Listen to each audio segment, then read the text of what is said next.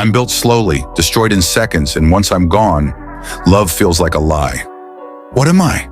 That question echoed in Kelechi's mind as he stared at Amara's face, the woman he used to know, or thought he knew. Now she looked like someone else's fantasy. Face beat to perfection, lashes like wings. A short, silky wine-colored dress clung to her body like it was designed just for sin. And her smile, it wasn't for him anymore. 2 years ago, she wouldn't step out of the house without asking, "Babe, how do I look?" Tonight, she didn't even tell him she was going out. It all started slowly. Kelechi had been grinding, trying to set up his car rental business. Nights turned into work, mornings into fatigue. He stopped paying attention. No more cuddles. No good mornings.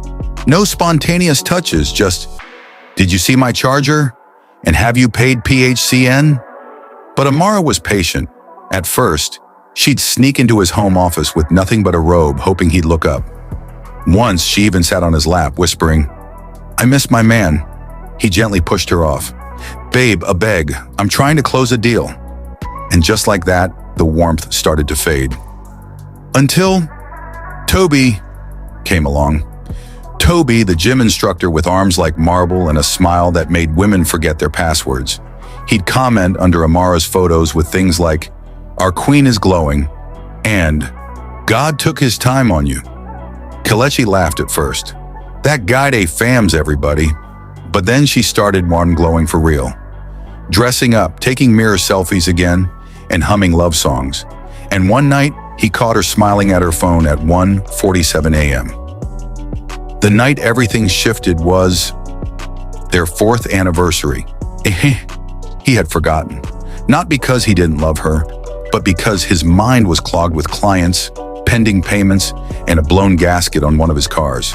He came home late to a dark, quiet flat. No candles, no Amara, just a cold plate of rice and stew with a Post-it on the microwave. Leftovers. Hope you remember what today is. She came in around midnight, heels clicking, eyes bold, perfume thick with vanilla, and something else. Temptation. "Where did you go?" he asked her, trying to sound calm.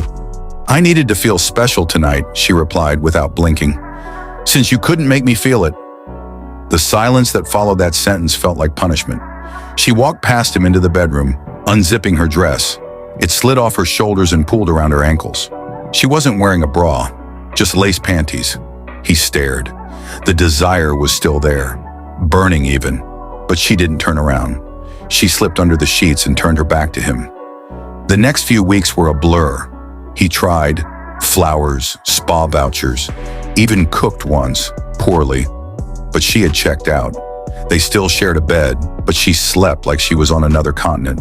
No warmth, no morning kisses, just soft moans during phone calls she'd end quickly when he walked in. One evening, he finally asked, "Are you sleeping with him?" She blinked slowly, then smiled. Not the Amara smile he knew. This one was cold, tired. "I don't think it even matters anymore, Kelechi." That night, he couldn't sleep. He scrolled through their old photos, their beach trip in Calabar, that birthday surprise she planned in Enugu, the video of her dancing for him in a towel with wine in hand. He had let it all slip away, not because he cheated, not because he hit her, but because he stopped making her feel seen. He stopped making her feel like his woman. The next morning, she was gone, and not just for work. She left a note. "I waited. I gave you time. I begged with my body, my silence, and even my tears. But love can't live where it's starving. Take care of yourself, Kelechi. I hope you learn before you love again." Kelechi read the note over and over again until the words blurred. He looked around the apartment that used to be theirs, her scent already fading from the pillows. Then he remembered the riddle. "I'm built slowly, destroyed in seconds, and once I'm gone, love feels like a lie." He finally knew the answer. Trust. Have you ever broken something you can't fix? Tell us in the comments.